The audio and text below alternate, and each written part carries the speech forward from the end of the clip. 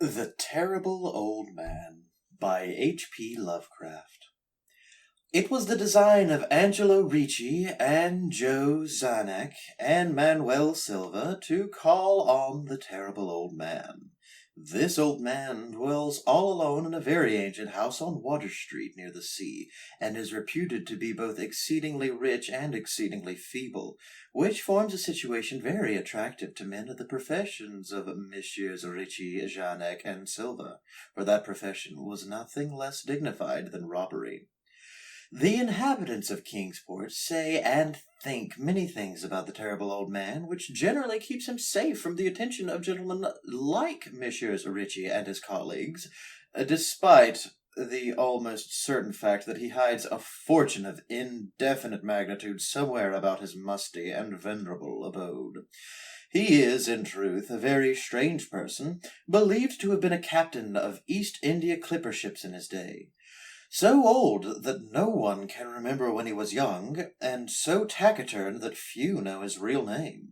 Among the gnarled trees in the front yard of his aged and neglected place, he maintains a strange collection of large stone, oddly grouped and painted so that they resemble the idols of some obscure Eastern temple.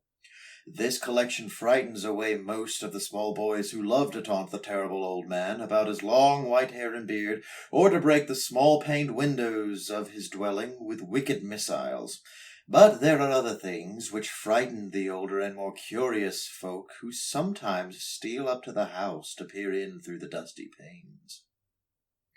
These folks say that on a table in a bare room on the ground floor are many peculiar bottles, in each a small piece of lead suspended pendulum-wise from a string.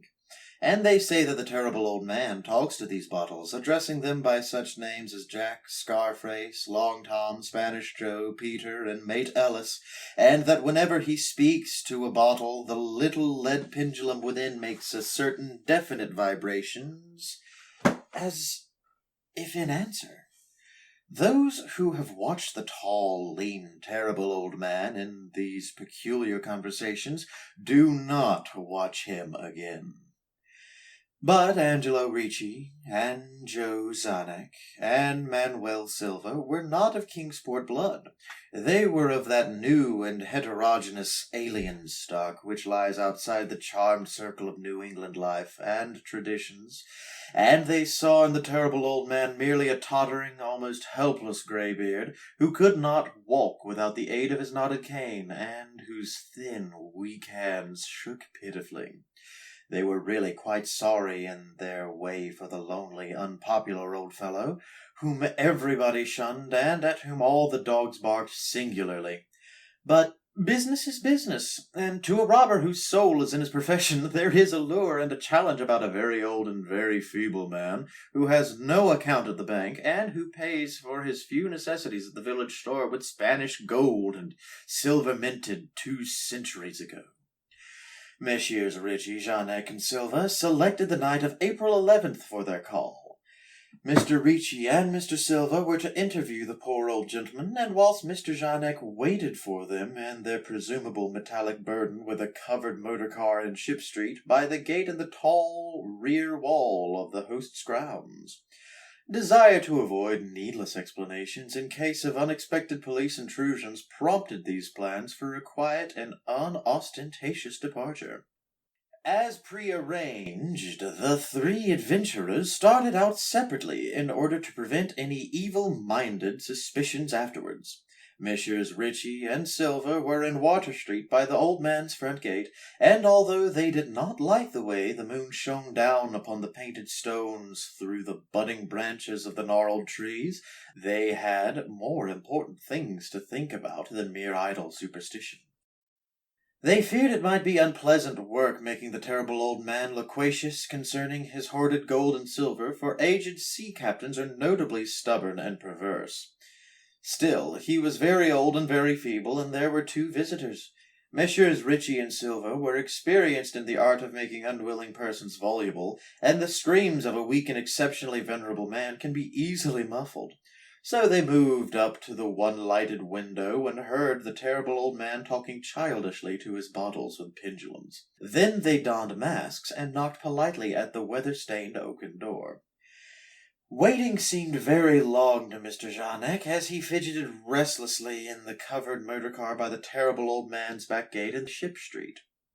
He was more than ordinarily tender-hearted, and he did not like the hideous screams he had heard in the ancient house just after the hour appointed for the deed. Had he not told his colleagues to be as gentle as possible with the pathetic old sea captain? Yet nervously he watched that narrow oaken gate and the high and ivy-clad stone wall. Frequently he consulted his watch and wondered at the delay. Had the old man died before revealing where his treasure was hidden, and had a thorough search become necessary? Mr. Jarnac did not like to wait so long in the dark in such a place. Then he sensed a soft tread or tapping on the walk inside the gate, heard a gentle fumbling at the rusty latch, and saw the narrow, heavy door swing inward.